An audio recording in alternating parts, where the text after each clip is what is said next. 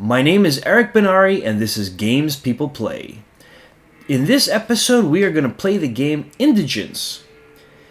The thesis of this game is best stated by Henry Miller in the Colossus of Maroussi.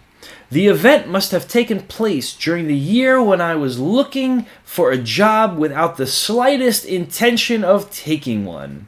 It reminded me that, desperate as I thought myself to be, I had not even bothered to look through the columns of the want ads. This game is played by social workers who earn their living by it. Indigence is played just as professionally by the client who earns his living in this manner. Miss Blick was a social worker at a welfare agency, whose avowed purpose for which it received government subsidy was the economic rehabilitation of indigents, which in effect meant getting them to find and retain gainful employment. The clients of the agency were continually making progress, according to official reports, but very few of them were actually rehabilitated. This was understandable, it was claimed, because most of them had been welfare clients for several years, going from agency to agency and sometimes being involved with 5 or 6 agencies at a time, so it was evident that they were difficult cases.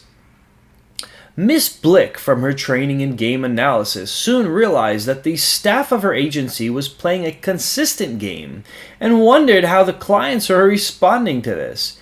In order to check, she asked her own clients from week to week how many job opportunities they had investigated.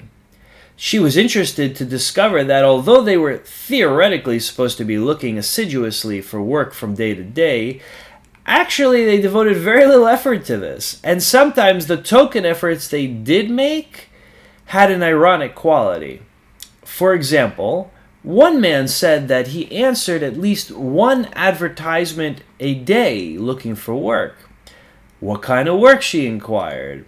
He said he wanted to go into sales work. Is that the only kind of work, the kind of ad you answer? She asked.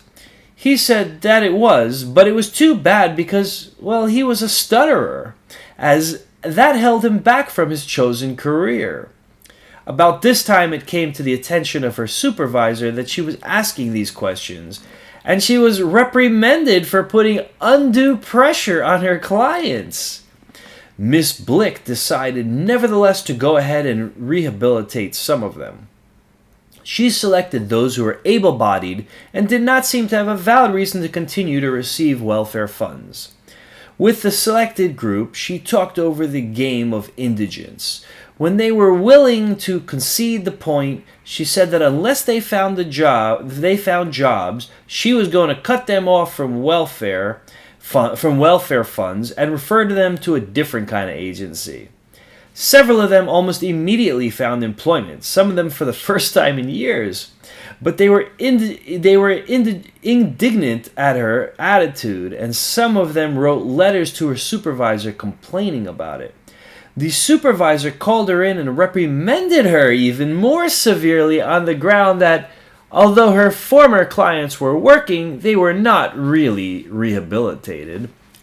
The supervisor indicated that there were some questions whether they would retain Miss Blick in the agency.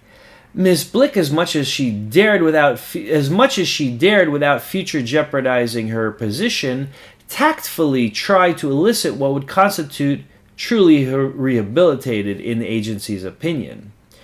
This was not clarified.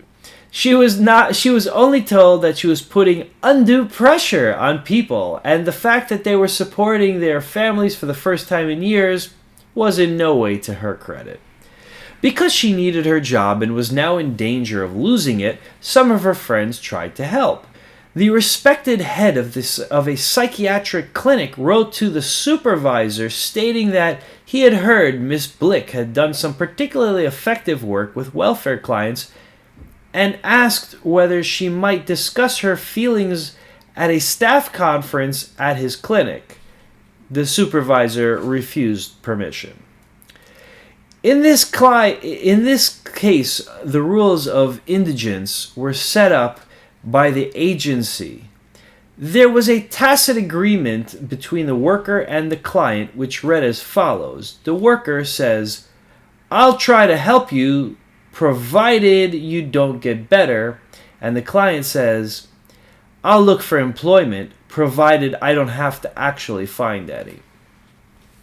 If a client broke the agreement by getting better, the agency lost the client, and the client lost his welfare benefits, and both of them felt penalized.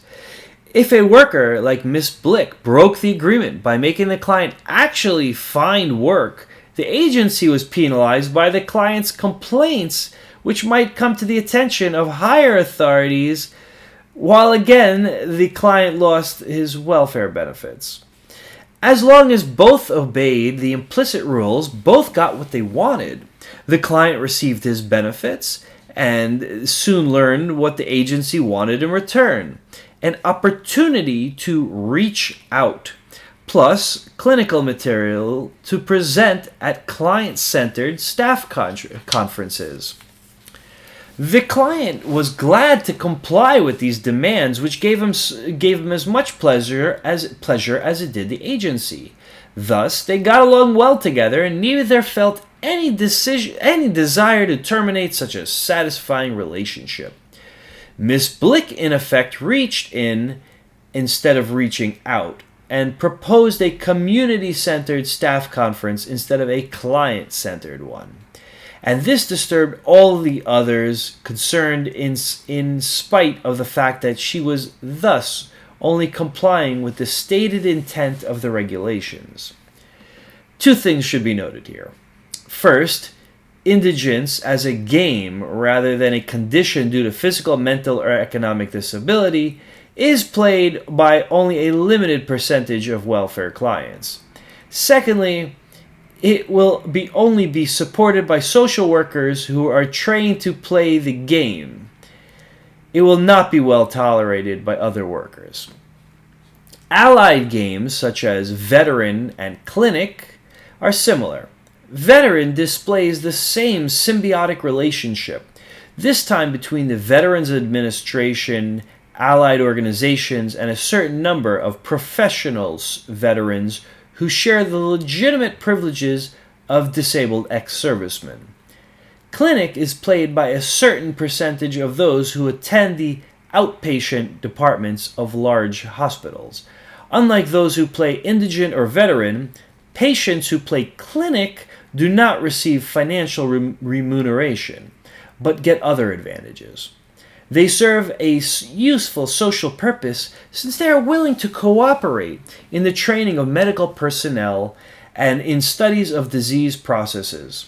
From this, they may get a legitimate inner adult satisfaction not available to players of indigence or veteran.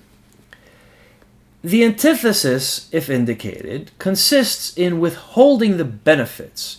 Here, the risk is not primarily from the player himself, as in most other games, but from the game being culturally syntonic and fostered by the complementary players. The threat comes from professional colleagues and the aroused public, government agencies, and protective unions. The complaints which follow an exhibition of anti-indigence may lead to a loud outcry of, "Yes, yes, how about that?" which may be regarded as a healthy constructive operation or pastime, even if it occasionally discourages candidness.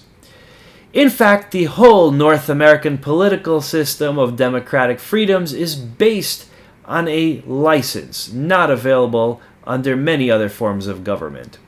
To ask that question, without such a license, humanitarian social progress becomes seriously impeded.